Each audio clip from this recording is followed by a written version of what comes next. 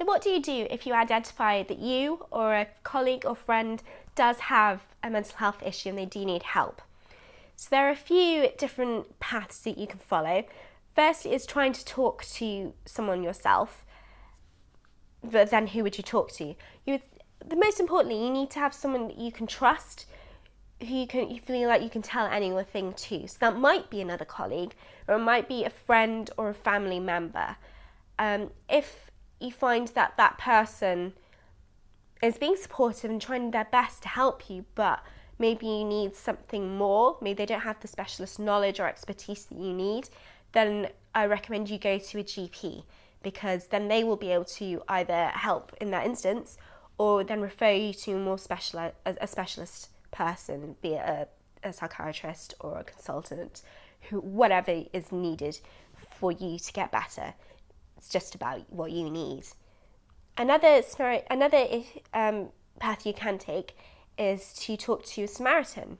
So that is a free phone number, and you can email as well. There's lots of different ways you can contact them on their website. The key thing to remember though with Samaritans is that they won't give you advice. They're just there to listen. So it can be useful when you just need to get something off your chest, when you feel like you can't talk to anyone about something, you can't tell someone something that's you've been keeping to yourself for a long time. So a typical example would be if you've suffered abuse and you've kept it to yourself because you don't feel that you can tell anyone at all. Sorry, I just hit the mic.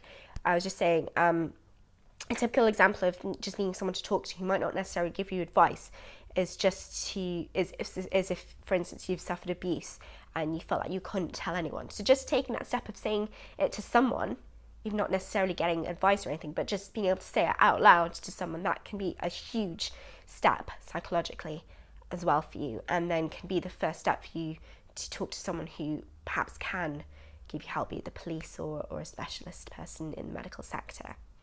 So that's what Samaritans does. It's helpful for all sorts of situations, but the key thing to remember is that they won't give you advice back. They're just there to listen for however long you need, but they'll listen to whatever you have to say, and they will be neutral. They will not judge you. Another route you can take is if you're in a corporate world or with a company, there should be a well-being line. It should be a free phone number that you can call whenever you want, and then you can talk to someone and they will refer you on to a counsellor or someone else that is suitable for your situation if need be. So you can investigate at work what resources you have there. Otherwise, so we had GP, Samaritans, then there's Ella Friends.